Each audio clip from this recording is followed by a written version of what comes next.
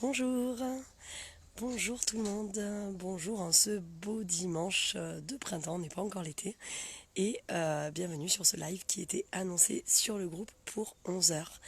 Alors déjà, n'hésitez pas à me faire un petit coucou si vous êtes en direct, et si vous voyez ce live en replay, n'hésitez pas à écrire hashtag replay en commentaire, comme ça je verrai qui c'est qui l'a vu.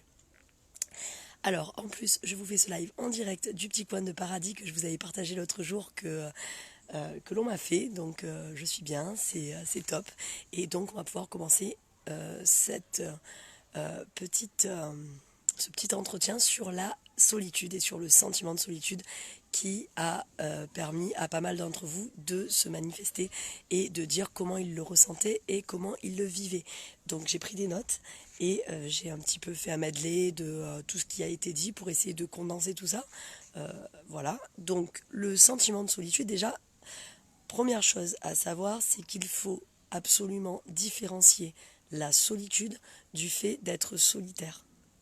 Le sentiment de solitude, on est plutôt dans un sentiment désagréable où, quoi qu'on fasse, on se sent seul et on ne communique pas avec les autres de manière volontaire ou involontaire, mais c'est pesant, le sentiment de solitude. Alors que le fait d'être solitaire, c'est plus un choix. J'aime bien être solitaire, j'aime bien me retirer. Moi, je suis un solitaire, je préfère être seul qu'avec du monde, pour X raisons et Y. Mais quelqu'un qui est solitaire n'est pas forcément isolé et ne ressent pas forcément la solitude. Quelqu'un qui est solitaire va se mettre dans son coin quand il le veut et va aller recommuniquer avec d'autres personnes quand il le désire. Donc déjà, on différencie le sentiment de solitude du fait d'être solitaire. Si vous avez des questions tout au long de ce live, écrivez-les et je prendrai 5 minutes à la fin pour les traiter. D'accord? Donc n'hésitez pas vraiment, comme ça sera un bel échange entre nous. Donc, le sentiment de solitude, qu'est-ce qu'on peut en dire? Déjà, le sentiment de solitude, est-ce que c'est notre faute? Est-ce que faute, c'est un grand mot faute, est-ce que ça tient de nous? Est-ce que ça nous incombe? Ou est-ce qu'on est totalement dans le fait de subir ce sentiment de solitude? Alors déjà, pour ceux qui pensent que ça nous incombe, vous pouvez écrire en commentaire hashtag c'est à cause de nous, hashtag c'est à cause de nous, et ceux qui croient que c'est la cause des autres, vous pouvez écrire hashtag c'est à cause des autres. Déjà, juste pour voir qui pense quoi en fait, c'est assez intéressant. Le regard des autres sur les personnes seules, déjà, ça a une importance. Et plus on va se sentir seul, plus on va voir ce que les autres pensent de nous à travers notre ressenti, à travers leur regard. Parce que souvent, et ça c'est une sorte d'effet miroir, on suppute que l'autre va penser quelque chose de négatif sur nous à travers notre ressenti et à travers son regard ou à travers ses mots, même si c'est pas franchement dit, on va se dire tiens, entre les lignes, je pense qu'il pense ça de moi. Et pourquoi on est comme ça? Eh bien parce qu'en fait, on s'auto-juge. On pense des choses sur nous que les autres pourraient penser et donc du coup on s'auto-juge et on prête nos pensées aux autres à travers leurs actes. Alors je sais que c'est super profond ce que je suis en train de dire, mais je vais répéter cette phrase. On prête nos pensées aux autres à travers leurs actes. C'est-à-dire que quoi qu'ils fassent, on va leur prêter des pensées qui sont au final les nôtres à travers leurs actes. Mais ils vont pas vous dire franchement ce qu'ils pensent de vous. Alors s'ils vous le disent franchement, ben là vous serez fixé. Mais tout ce qui est supposition, c'est néfaste pour nous. Et lorsqu'on est une personne seule, on va s'enfermer dans cette solitude. Et pourquoi on va s'enfermer dans cette solitude? Parce qu'on va avoir peur de déranger l'autre, on va avoir peur du regard des autres, on va se dire ouais, ils croient que je suis seule, donc si je suis seule, ça veut dire que je suis quelqu'un de bizarre, ben, vu que je suis quelqu'un de bizarre, je vais m'isoler. Et le pire, c'est que le regard des autres est comme ça aussi. Tiens, lui, il est seul, ça doit être un mec bizarre, il doit avoir fait des trucs, etc. Vous voyez ce truc, cette sorte de mouvement de masse néfaste qui va peser et pour vous et dans le regard des autres. Donc, la solitude, c'est une spirale dont on ne sort pas parce qu'on s'enferme dedans et plus on s'enferme dedans, moins on va avoir envie d'avoir affaire aux autres. On essaye de rester dans cette sorte de cocon de solitaire et donc on s'enferme dans cette solitude et on ne voit plus personne. Pourquoi? Parce que plus on va s'enfermer dedans, plus on va penser que les autres pensent quelque chose de négatif sur nous et plus on va penser que les autres pensent quelque chose de négatif sur nous, plus on va s'enfermer dans la solitude. Donc on a beau être entouré, on se sent également seul. Ça, il y a des gens qui m'ont écrit ça. Moi, je suis pas seule physiquement, j'ai du monde autour, mais j'ai beau être entourée, je me sens seule. Et pourquoi? Eh bien parce que on est incompris et on a l'impression que les autres ne nous comprennent pas. Et plus on va s'embourber dans cette notion de je suis incompris, moins les autres vont nous comprendre. On va cultiver en fait cette image que l'on a de nous-mêmes vis-à-vis des autres, et plus on va la cultiver, plus on va être en retrait, plus on va être en retrait, plus les autres vont nous rejeter. Parce que on va se dire en nous, je suis incompris, donc on va le vibrer. Et vu qu'on va vibrer le fait qu'on est incompris, eh bien les autres vont en fait prendre du recul naturellement. C'est le magnétisme en fait. C'est le magnétisme contrôlé dans un sens.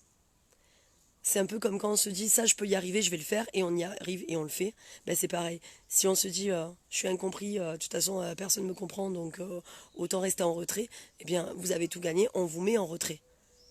Parce que vous vibrez l'incompréhension. Et ça donne pas envie d'aller vers vous. C'est ça aussi. Il y a quelqu'un qui avait commenté j'en souffre moins mais j'en souffre. Alors c'est quoi j'en souffre moins mais j'en souffre? Là, il faut rechercher l'exigence qu'il y a derrière. Quelle est la recherche? C'est quoi j'en souffre moins mais j'en souffre? C'est tu en souffres ou tu en souffres pas? Le sentiment de solitude, on l'a ou on l'a pas? C'est pas oui, bon, allez, j'ai le sentiment de solitude 2 minutes le dimanche après-midi parce que je vois personne. Non, c'est pas ça le sentiment de solitude. Si tu as le sentiment de solitude le dimanche après-midi parce que tu vois personne, pose-toi la question, qu'est-ce que tu recherches dans le fait de voir les gens? C'est quoi tes exigences? Pourquoi tu parles de sentiment de solitude? Si c'est juste le dimanche après-midi parce que tu vois personne, c'est quoi? Est-ce que tu es seul avec toi-même? Est-ce que tu t'aimes? Est-ce que t'aimes être seul avec toi-même?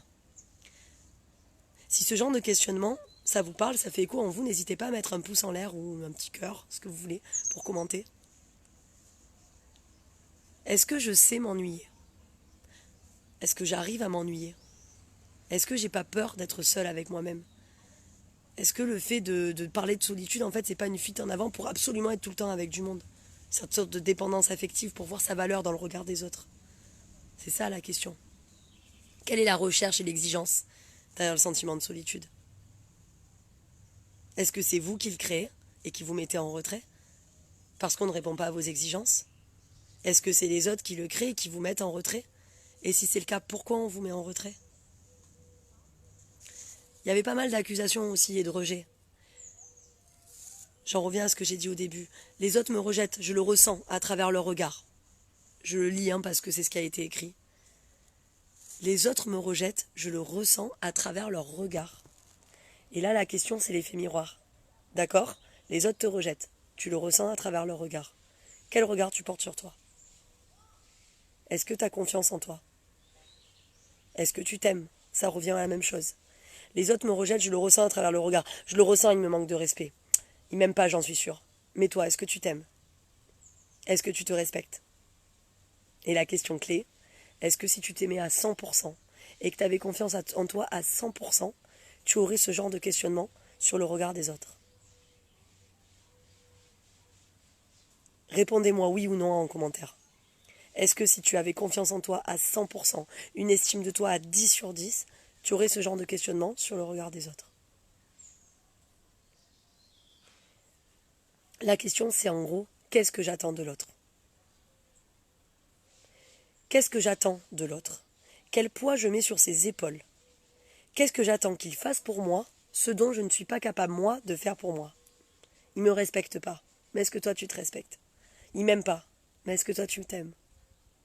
On met le poids de nos failles sur les épaules des autres et après on leur reproche de ne pas le faire pour nous. Alors que nous-mêmes, on n'est pas capable de le faire pour nous. Et c'est là que le travail en profondeur de développement personnel va commencer. C'est là que le travail d'introspection va commencer. Pourquoi j'ai besoin de trouver ma valeur dans le regard des autres? Pourquoi à chaque fois j'utilise ce terme, les autres? Oui, mais les autres, qu'est-ce qu'ils vont penser? Oui, mais les autres, ils me regardent bizarrement. Mais toi, qu'est-ce que tu penses? Toi, c'est ça qui est important. Et ça, c'est depuis la nuit des temps, on a été élevé dans ce truc de compétition avec les enfants, à l'école, etc. Toujours être mieux ou moins bien que les autres, toujours se comparer. On est dans une société de comparaison, en fait. C'est là qu'il faut en sortir. Parce que la comparaison, ça crée de la compétition. Et si on est un compétiteur, ok, mais si on ne l'est pas, ça nous bouffe la vie, ça nous tue à petit feu, ça nous met en retrait, ça nous isole. Et c'est de là que naît le sentiment de solitude. Alors, il y en a qui disaient, moi j'aime le sentiment de solitude. Alors tu aimes être solitaire. C'est vachement subjectif aussi le sentiment de solitude. Certains vont vous dire ah je ressens la solitude et la personne en face va te dire mais non regarde t'es entouré par machin, par-ci, par-là. Non, la solitude c'est un sentiment et on peut être seul à deux. On peut ressentir la solitude alors qu'on est en couple. Et ça c'est horrible. C'est-à-dire que le sentiment de solitude, au-delà du fait de ne pas avoir d'interaction sociale, je parle pas d'interaction sociale, genre je suis en couple. Non, parce qu'on peut être en couple avec quelqu'un qui est en train de se morfondre sur son canapé toute la journée, avec qui on n'a aucune interaction sociale. Le sentiment de solitude, c'est vachement plus profond. On cherche une profondeur dans l'interaction. Et on peut être entouré de personnes si on n'a que des rapports frivoles, des rapports superficiels. La profondeur, elle n'est pas là.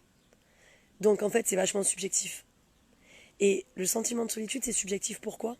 Parce qu'on ne prend pas le temps de se découvrir et de s'ennuyer. Quelque part, on a peur de soi. On a peur de ce qu'on pourrait découvrir. On a peur de ne pas reconnaître notre propre valeur à nos propres yeux. Donc en fait, on cherche notre valeur aux yeux des autres. Et si on n'est pas content du résultat, on se sent seul. C'est ça en fait.